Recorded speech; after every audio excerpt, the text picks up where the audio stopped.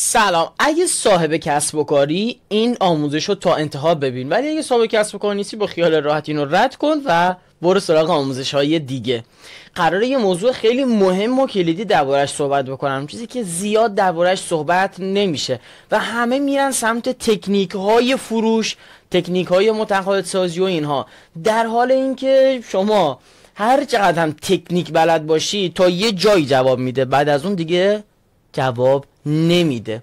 و قراره که درباره تسلط بر فروش، ساخت یک سیستم کامل صحبت کنیم. فراتر از دو سه تا تکنیک و این مباحث قراره با هم پیش بریم. خب، و احتمالا شما بعد از دیدن این آموزش طرز فکرتون، تفکرتون دیگه مثل قبل نخواهد بود. احتمالا این مسئله برای شما به وجود میاد و این در واقع اخطار رو جدی بگیرید. خیلی موضوع مهمی رو میخوام بگم. زیاد در این جلسه، در این آموزش دنبال تکنیک نباید باشید، باید دنبال این طرز فکری باشید که میخوام بهتون منتقل کنم و این خیلی خیلی خیلی ارزشمنده. و خب ببینید، من خیلی روش‌های مختلفی رو تست کردم برای فروش. برای کسانی که کوچشون با من بوده مدل‌های مختلفی رو تست کردم، از وبینار مارکتینگ، از نمیدونم این تکنیک. و خب دیگه کارم همینه، کمپین بستن و کوچ و این داستان‌ها. و این چیزی که اینجا میخوام بگم اون مهمترین چیزاییه که در واقع شما نیاز دارید. خب کلی هم تکنیک باید یاد بگیرید که اون در آموزش‌های دیگه ما هست، میتونید ببینید. اما اینجا میخوام بگم هر راهی که فکر کنی، من عمده رو رفتم و اینجا میخوام یه موضوع مهم رو چک بکنیم. و خیلی سعی میکنم کوتاه و مختصر باشه که مسئله رو بیشتر بگیرید و تمام. تو خلبان هستی، نه یک فروشنده. اگه صاحب کسب و کاری ها، نه یک فروشنده. تو نباید اینقدر درگیر فروش بشی، تو نباید بری تماس بگیری، تو نباید بری تو این مسائل گیر کنی و خلبان هستی. خلبان کارش چیه؟ اگه پرواز اگه مثلا این هواپیما یهو سقوط کنه، مسئولش اینه. اگر این هواپیما به مشکل بخوره، مقصر خلبانه. اگر که هر ایرادی این وسط پیش بیاد، این باید مدیریت بکنه. و این موضوع خیلی مهمه. شما نباید این وسط درگیر کارهای جزئی بشید. دقیقاً مثل کاری که یک خلبان داره انجام میده و حتما اینو باید داشته باشید. بریم مثال بزنیم. یعنی چی؟ منظورم چیه؟ ببینید، این خلبان نمیگه که مثلا من برم الان پذیرایی کنم از کسانی که تشریف آوردن و توی هواپیمای ما هستن، من برم الان وقت پذیراییه. نه، پذیرایی مسئولش کس دیگه هست. من فقط کلیات این پروازو باید به عهده داشته باشم و اینجا یک نمایشگر جلوی من هست که اگه جایی خطایی رخ بده، دینگ دینگ دینگ دینگ این صدا میده. اگه مقصد عوض بشه، این باید حواسش باشه که این پرواز به موقع باشه، حواسش باشه صدمه وارد نشه و کلی این داستان ها. و حالا در این مثالی که زدم شما هم باید همین کارو کنید. نرید سراغ کارهای جزئی مثل پذیرایی، نرید سراغ تماس گرفتن، درگیر کارهای جزئی کسب و کار در قسمت فروش نباید بشید. تمرکز شما روی هدایت تیم فروشه و اگه یک نفر هم هست بالاخره تیمه. اگه 100 نفر هم دارید که خب به همین شکل. و شما این مدلی باید مدیریت بکنید. خب این نمایشگره در فضای مثالی که الان زدم هست. و حالا در فضای کسب و کار ما بهش میگیم داشبورد. شما باید دائما داشبوردهای مختلفی رو در فضای کسب و کار چک بکنی. داشبوردهای مختلف، داشبورد مالی. ببین کار داشبورد چیه؟ اینو که به شما نشون میده، مثلا سرعت رو نشون میده. حتی همین داشبوردی که ببین ما فضای ماشین به اون چیزی که اون سمته میگیم داشبورد، در حالی که داشبورد اینه که سرعت رو نشون میده، اگه ماشین مشکل خورده باشه، اگه بنزین تموم بشه، اگه اینها رو نشون میده. همین نمایشگر و این داشبورد. در فضای کسب و کار هم این مسئله ما داریم. شما باید فقط همین رو چک کنید، نه اینکه درگیر کارهای جزئی بشید. اینو چک میکنید. حالا قسمت های مختلف من چرا امروز فول میکنم، داشبورد های مختلفی رو شما دارید و باید برید چک بکنید. داشبورد مالی که آقا الان ما چقدر سود داریم، چقدر نمیدونم حقوق واریز کردیم، هزینه تبلیغات چقدر شد، هزینه فلان چقدر شد. این میشه داشبورد مالی. داشبورد دیگه ای که این وسط هست داشبورد فروشه. این چیزی که در این قسمت و در این آموزش کوتاه و مختصر میخوایم این طرز فکر رو شما منتقل کنیم. پس باید برید داشبورد چک کنید که آها اینه، نه اینکه این تکنیک رو بزنم این تکنیک. نه، درگیر تکنیک نباید بشید. اصل رو نباید فدای فرع کنید. تکنیک میشه فرع، اصل میشه همون فضای داشبوردی که الان میخوایم چک کنیم. و این دقیقاً یه تمثیلیه که به نظرم خوب حق مسئله رو ادا میکنه. مثلا در اسلاید الان میبینید که این داره مدیریت میکنه این فضا رو که آقا یعنی خطا اگه داد باید من حواسم باشه، اگه فلان شو باید دقت بکنم. بریم مثالا رو چک کنیم. سرعت سنج در فضای هواپیما، اینو بیار در فضای کسب و کار و داشبورد فروش. میشه سرعت تولید درآمد تو. اون داشبوردی که الان جلوی این خلبان هست داره سرعت سنج رو مثلا اون نشون میده. در فضای داشبورد فروش شما هم اون سرعت تولید درآمد تو باید چک کنی. جلوتر توضیح میدم. یا ارتفاع سنج در فضای داشبورد فروش، شما رشد عددی فروش نسبت به رقبا باید چک کنید که آقا رقبا همزمان با ما دارن کمپین میرن، چرا فروششون بیشتر از ما هست. اینو تو باید چک کنی، نه درگیر تکنیک بشی. رادار جلو که در مثال ما میشه پیشبینی فروش آینده که آقا تارگت چقدر گذاشتی و این تارگت چطوری گذاشتی، معقول، هیجانیه، خیلی رویاییه، یا نه واقعا این عدد نرم درست حسابیه که قابلیت رسیدن داره و اوکی آر رو انجام دادید. که در یه آموزش دیگه انشالله من اینو بنویسم فراموش نکنم، اوکی آر رو بهتون آموزش میدیم. آپارات و سایت و یوتیوب و اینا رو دنبال بکنید، آموزش ها رو میتونید اونجا ببینید. اوکی آر رو تنظیم میکنید و پیش میرید. این میشه کاری که شما باید انجام بدید. هشدار دما که هزینه جذب مشتری میگه زیاد شده، این هشدار در اون فضای مثال ما، و اینجا میگه آقا برای جذب هر مشتری داریم مثلا 100,000 تومان هزینه میکنیم و بی‌کیفیت، اگه با کیفیت باشه بحثی نداریم. 100,000 تومان داره هزینه میشه و بی‌کیفیت. این هشدار تو باید اینو چک کنی، نه اینکه تو فقط میای میگه فروش کم شده، فروش کم شده، آقای صنعت یا کمپین ببند. بابا مشکل تو از کمپین نیست، مشکل از جای دیگه است. طرز فکر 360 درجه باید داشته باشی. اگه این پرواز، اگه این هواپیما حرکت نمیکنه به خاطر یه دلیل نیست، چیزهای متعددی دست به دست هم داده تا این حرکت نمیکنه. خیلی موضوع مهمیه. طرز فکر 360، طرز فکر سیستمی باید داشته باشید. اگه ماشین حرکت نمیکنه باید ببینید، نه اینکه مثلا فقط این مشکل برق داره، فقط نمیدونم مشکل این قسمتش، نه قسمت‌های مختلفی دست به دست هم دادن که این حرکت نمیکنه. و اگه فروشت هم پایینه همین مسئله رو باهاش مواجهی. تو هشدار سقوط که در مثال باشه نرخ تبدیل داره میاد پایین، و وقتی که نرخ تبدیل میاد پایین شما هزینه یه تبلیغات میره بالا و اصلا کسب و کار دیگه داره نابود میشه. حالا نرخ تبدیل یعنی چی؟ یعنی 100 تا مشتری داری، از این 100 تا چند تاشون رو تونستی بفروشی. اگه از این 100 تا 15 تاشون رو تونستی بفروشی نرخ تبدیل خوبه.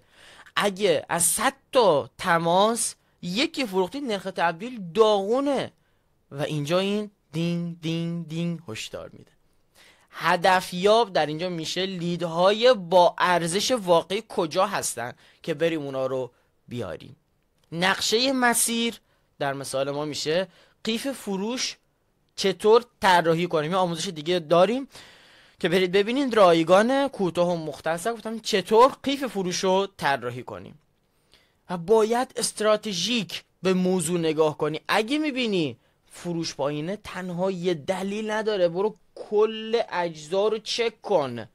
خیلی این دیدگاه مهمیه. و نکته بعدی، تفکر استراتژیک باید داشته باشید. تفکر استراتژیک چی به شما میگه؟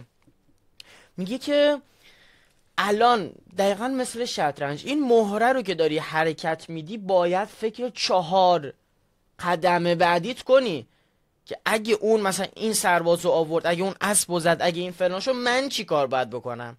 و در فضای فروش و کسب و کارم همینه. تفکر استراتژیک باید داشته باشید که اگه الان من این تبلیغو زدم نتیجه نداد، بعدش چی میشه. باید 4 قدم بعد از همین الان به فکرش باشی و پیش بینی کنی اونو. این چه تفکر استراتژیک. نه اینکه الان فروشت کم شد تازه میگی وای فروش کمه بدبخت شدیم. نه، از قبل به فکر باشه اگه یه زمان فروشم صفر شد چطور هزینه هامو پوشش بدم. این میشه طرز فکر حرفه‌ای. و تو باید گره اصلی رو پیدا کنی. کار تو همینه. مثل اون داستانی که تعریف میکنن کارخونه‌ای دچار مشکل شده بود و یه نفر رو آوردن $10,000 عدد سنگینی براش دادن که چیکار کنه، بیاد مشکل رو پیدا کنه. این بنده خدا هم اومد که بیاد این کارها رو حل بکنه و هر چیزی که بود. این بنده خدا اومد یه چکش دستش بود، وارد کارخونه شد، اینجا یه قسمتیش دین زد به این، گفت تمام. گفت مشکل اینه. یعنی ببین پیدا کردن مشکل خودش $10,000 باید بدی به یه نفر که اینو براتون پیدا کنه. و واقعا هم کار یه کوچ هم همینه، کمک میکنه تو مشکل رو پیدا کنی. و الان شما به عنوان مدیر و صاحب کسب و کارم کارت همینه. نه اینکه فقط نتیجه رو میبینی که وای چرا فروش نداریم، نه، گره رو پیدا کن. کجاست مشکل؟ تبلیغت بده، نرخ تبدیلت بده، نمیدونم فلان چیز مشکل داره. این گره اصلی رو که باز کنی دیگه کار رو تمام کردی. این حواستون باشه. خب مانیتورینگ کسب و کار شما در قسمت فروش، یعنی همون نمایشگری که این خلبان داشت میدید، همون داشبورد، شما چه چیزهایی در فروش باید چک بکنی. این مهمترین اصطلاحی این آموزشه و من برای همین تقریبا 2 ساعت وقت گذاشتم، یعنی طراحی و دیزاین و اینها. و خوب دقت کنید. بریم سراغ این اسلاید. و باید این چیزها رو دل بدید بهش، نه اینکه میرید سراغ فروش. خب یعنی آیا فروش مهم نیست؟ چیز تکنیک های فروش مهم نیست؟ کی این حرف زد؟ کجایی پسر؟ چرا قیمه ها رو میریزی تو ماستا؟ چرا قیمه ها رو میریزی تو ماستا؟ چرا قیمه ها رو میریزی تو ماستا؟ چی؟ چرا قیمه ها رو میریزی تو ماستا؟ هیچی. نه بابا هیچی، همینطوری خوش. بله. و قیمه ها رو نریز تو ماستا. تکنیک های فروش مهمه، اینم مهمه. قاطی نکن مباحثو. اوکی؟ بریم اینجا و مانیتورینگ رو با هم چک کنیم. ویژگی و این قسمت هم میشه توضیحات. درآمد کل فروش اینها اصطلاحاً بهش میگیم KPI. KPI ها اینا هستن در قسمت فروش. درآمد کل فروش که توضیحش چی میشه؟ درآمد شما از این محصولی که داشتی و اصلا کل کسب و کار چقدر فروش داشته. این یه آماری هست که تو باید چک کنی. این آمارها تک به تک باید روزانه، هفتگی و ماهانه چک بشه.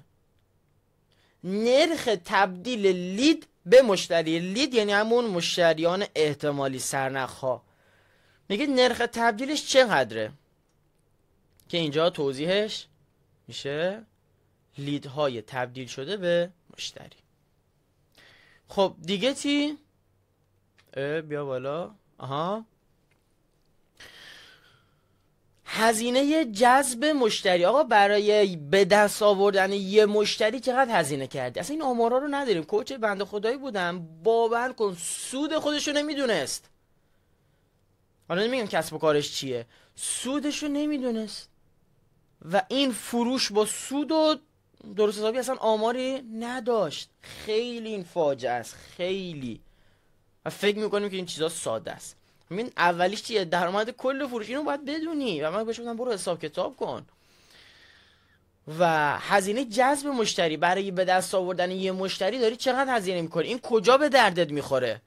تو اگه بدونی برای جذب یه مشتری داری 50,000 تومان هزینه میکنی، میتونی بیای در پیج و کانالت اعلام کنی آقا هر کسی یه مشتری برای ما بیاره 50,000 تومان نقدی بهش میدم. حالا تو فکر کن 100 تا مشتری بیاری، 100 ضرب در 50 من حاضرم برات بدم.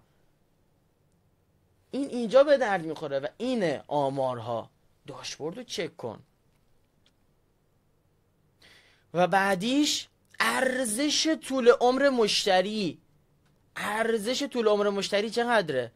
درآمد پیش بینی شده از یک مشتری چقدر هست؟ یعنی هر مشتری به طور میانگین چقدر برای تو آورده داره. مثلا هر مشتری که وارد کسب و کار من میشه به طور معمول 2 تا دوره از من میخره. این میشه طول عمر مشتری. من میدونم ارزش این قدر، پس این کجا به دردم میخوره؟ میدونم چقدر باید براش هزینه کنم.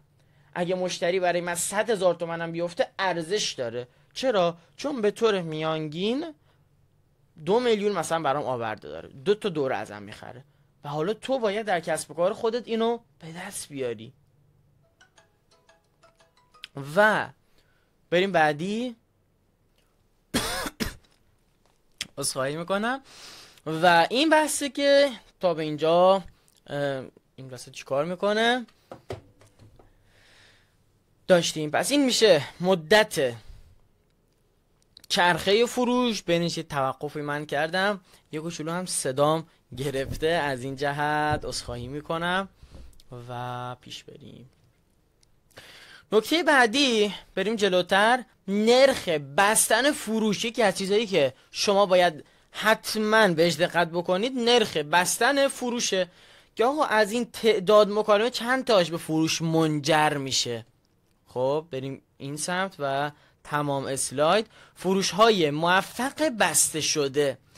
بعدیش زمان پاسخ اولیه که در زمانی که لیدها به شما پیام میدن در چه مدت زمان پاسخ دریافت میکنن. بر اساس پژوهش ها اگه کمتر از 5 دقیقه پاسخشون رو بدید، چند برابر احتمال اینکه از شما بخرن بیشتره. خب این خیلی کار عالی است. یعنی با یه تغییر فروش بیشتر میشه و این خیلی موضوع مهمیه. یا حاشیه سود ناخالص. خب همه سودش که برای شما نیست، حتی آموزشی ها شما بالاخره ادمین دارید، نمیدونم دفتری دارید، چیزی دارید، هزینه، یعنی این حاشیه سود ناخالص رو هم باید پیدا بکنید. سود پس از کسر هزینه. سرعت فروش که در واقع زمانی که این لید وارد مجموعه میشه در چه مدت زمانی خریدش رو انجام میده. سرعت فروش این آمار خیلی مهمه. یا میزان فروش هر فروشنده، اگه 2-3 تا فروشنده دارید، هر کدومی که از اینا چطور دارن میشن و چند تا میفروشن، کدوم بهتره، کدوم فروشنده عالیه و اینجا به درد چی میخوره. مثلا خب اون فروشنده ای که عالیه میگه آقا روش تو بیار تکثیر کن بده، بقیه هم همون روش رو بفروشن و دینگ فروش میره بالا. درصد تحقق تارگت، میگید آقا باید مثلا ما این ماه 100 تا تارگت کنیم و اینو بر اساس آمار و ارقام و اینها این عدد رو میذارید. بعد یا میری جلو میبینید که نشد. خب بعد دلیل رو در بیارید. چند بار یک بار این مسئله موفق میشه و پیش میبرید. نرخ پیگیری، میانگین زمان پاسخ دهی، اینم توضیحش دادم. نرخ موفقیت فروشنده مثل همونه تقریبا. نسبت تماس تا فروش، نسبت لید و خدمتون که عرض بکنم چیز دیگه هم که هست همون نرخ تبدیل و کلی چیزای دیگه که سعی میکنیم در این چک لیستی به شما ارائه بدیم. در سایت برید چک لیست رو دریافت کنید، اینو پر کنید و ببینید که فروش خیلی فراتر از اون تکنیکا هست. تکنیکا هم مهمه ولی این در طرز فکر خیلی به شما کمک میکنه و فکر نکنید اینها کار ساده‌ایه به راحتی این آمار و ارقامو به دست میارید. نه، کار سخته، سنگینه، مشکل دار هست، ولی اگه بتونید رو غلطک بیافتید اینو انجامش بدید به طرز عجیب و غریبی رشد زیادی رو تجربه میکنید. این خیلی مسئله مهمیه. و یه جنبندی که آقا الان دقیقا باید چی کار کنید؟ کار شما اینه. ببینید این مسیر فروش صفر، مثلا میخوایم برسیم به این فروش زیاد. این وسط من بهتون گفتم چه کارهایی رو باید انجام بدید. یه قسمت تکنیک فروشه، یه قسمت طرز فکر فروش استراتژی، همون طرز چی شد؟ فروش استراتژیک و اینها رو ما داریم. حالا نکته که هست، شما مسیر مشتری رو چک میکنید و تمام این پارامترهایی که اینجا گفتم و تو این مسیر چک میکنید، یعنی مشتری از زمانی که وارد میشه تا زمانی که خرید میکنه، تمام این آمار و ارقام ها رو در میارید و هر جا که مشکل بود، دقت کنید، هر جا که مشکل بود همونو بهتر میکنی. یعنی یهو میبینید که آقا عمده مخاطبان مثلا وبینار مارکتینگ انجام میدید، عمده مخاطبان توی وبینار میان ولی بعدش خرید نمیکنن. این یعنی پروموشن تو ضعیفه، این یعنی دیزاین وبینارت ضعیف بوده، پس اینو بهتر کن. حالا اینجا خیلی خوبه، تعداد کمی وارد میشن، خب اونو درست کن. این هم درسته، این هم درسته، ولی تکرار نمیکنن، محصولتو بهتر کن و همینجوری مسیر رو شروع میکنی به بهبود دادن و همینجور بهتر و بهتر و بهترش میکنی. این کاری هست که همین الان باید بری و انجامش بدی. برای دیدن سایر آموزش‌های ما آپارات و اینستا و یوتیوب و ایتا هست و همچنین تهیه دوره‌های جامع، سایت و ایمیل و شماره مجموعه هم که هست. دم شما گرم، امیدوارم که فروش‌های زیادی رو تجربه کنید.